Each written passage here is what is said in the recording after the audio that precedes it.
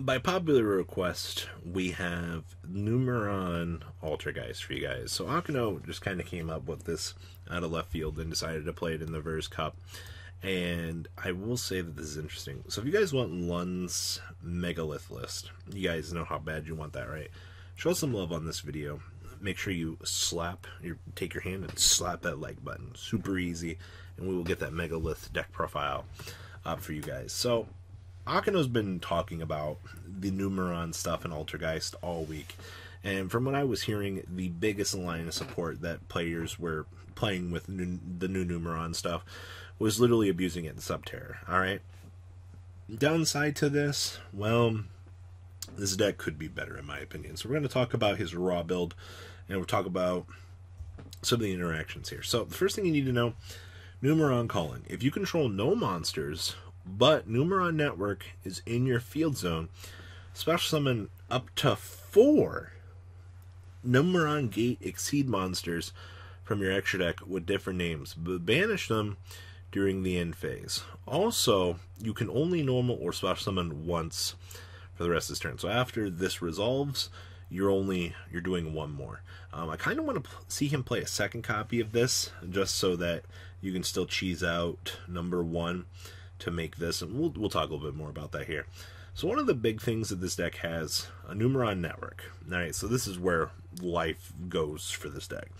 So during your main phase, you can send 1 Numeron normal spell card that meets its activation conditions from your deck to the graveyard. This effect becomes that spell's effect when this card is activated. Alright, so you can only use this effect of Numeron Network once per turn. You can also activate the effects of Numeron Exceeds monsters you control without detaching their materials here. So all 4 of these guys all have the effect of, at the end of the damage step, if this card battled an opponent's monster, you can detach a material from this card. Double the attack of all Numeron monsters you control till the end of the turn. Also, they all include the effect, cannot be destroyed by battle. Now, if you were to hard make all of these, you're going to have to make 3 level 1s to do it. It's not going to actually ever happen, for the most part. Now, they gave you a secondary condition here. You got Mr. Numeron Gate Ecom. Now, Ecom actually has a interesting side friend here. So, this is 4 level 2s to make. Alright, you're never going to do that. You can also exceed some of this card by using number 1 Numeron Gate Ecom you control as material. And of course, if it has materials, they'll transfer. If this card is Exceed summoned, banish all monsters on the field. During your next standby phase, after this card is banished, you can special summon this card. Then if you control Numeron Network, invoke damage to your opponent equal to the combined attack of all banished Exceed monsters. So if we activate Numeron Calling, summon all of these, go into Ecom, during our standby phase, if we still have the field spell face up, this stupid good card, we can ping our opponent for 3k, alright? Which is actually pretty cheesy for the most part here. So, general consensus on where this is going. Really nice control deck.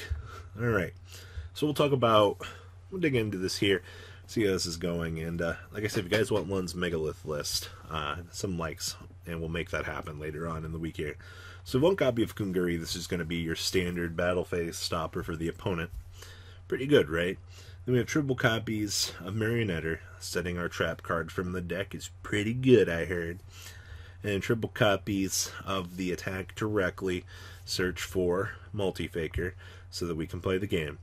And then, of course, we have 1 Multi-Faker. Now, the TCG doesn't quite have this one yet. And based on OCG rulings and things, this card does kind of take the cake. So if an Altergeist monster you control would be used as link material for an Altergeist monster, this card in your hand can also be used as material. You can only use this effect of Altergeist Puguri once per turn. If an Altergeist link monster is link summoned to your field while this card is in your graveyard, add this card to your hand. So based on current rulings, you can actually just stick the Marionetter on the field, and then you can make Hextia on turn 1. This was kind of a more efficient way to make this deck feel legal, or better than it actually is. So definitely a bit of a fan with this. I think that this was a pretty good push for the deck overall. And I know there's a big ruling dispute on if it actually works that way, but I've seen it ruled in the OCG. We have 2 copies of Zilguidos. Then we have triple copies of Numeron Wall. So if you control no cards, or the only card you control is Numeron Wall, you can send this card from your hand or field to the graveyard to activate 1 Numeron network from your hand or deck. You can only use this effect of Numeron Wall once per turn. If you take battle damage, you can special summon this card from your hand. If you do, end the battle phase after the damage step. You have a lot going on here. You have this huge wall that can come down, stop you from taking any further attacks from an OTK, which is actually really good. And then it sticks the Numeron Wall on the field straight out of the deck so that you're able to play the game. Also, you can quick effect go into your turn, so during your opponent's end phase on turn 1, you can shoot this out and then activate the wall so that you can do full combo. It's really cheesy. Now, one thing here, Akeno's playing triple copies of Memory of Hope. Draw cards equal to the number of Xyz monsters you control with different names that you control. You only activate 1 Memory of Hope per turn. This is basically your Pot of Extrav replacement. A little bit on the fence about this card just because I have not had good interactions with this so far. But for the most part here, I do think that players are going to mess around with some number of these. The thing I'm questioning of is only the 1 Numeron calling. I think you could very easily get away with 2 of these. So at the bare minimum, these turn into draw cards. Because past turn 1, these don't really do much for you. It's literally my only problem with this. Is like, once you do your Numeron network, you drop this. Well, that's basically all she wrote for you. So 41 might not be bad. With triple copies of the Numeron network, best card in our deck, 1 for 1. We have this, and we have this, and we have this. That's a lot. We have 1 terraforming, then we have the 1 manifestation, the 1 protocol, the 1 impure order, the triple copies of infinite impermanence, triple copies of spoofing, and then we have triple copies of judgment, triple copies of solemn strike here, wrapping up the main deck. Now, for the most part here, strikes, check. All right, these are good. Judgments are good. Imperms are good. Like I said, the only real things that I have some sort of qualms with, the Memories of Hope not being good past the use of your field spell, and only the 1 Numeron calling. 2 would probably be best, because at least, like I said, going into turn 2, turn 3, if they rip apart your field, you at least still have, 1 gate to mess around with. So, just my personal opinion. We have 1 Almirage, 1 Relinquished Anima, 1 copy of Link Karibo, 1 Phoenix, and 1 Cerberus. Then we have this. Memory Gant. 2 plus Altergeist monsters to make this. During the battle phase, quick effect, contribute 1 other monster. This card gains attack equal to the attack of the attributed monster had on the field. When this card destroys a monster by battle, you can destroy 1 monster your opponent controls. And if you do, this card can make a second attack in a row. If this card would be destroyed, you can banish 1 monster from your graveyard instead. So we have a 2800 Link 4 that has built-in protection for God knows why. Alright? And the second attack does not have to be on another monster. It says it just makes the second attack in a row.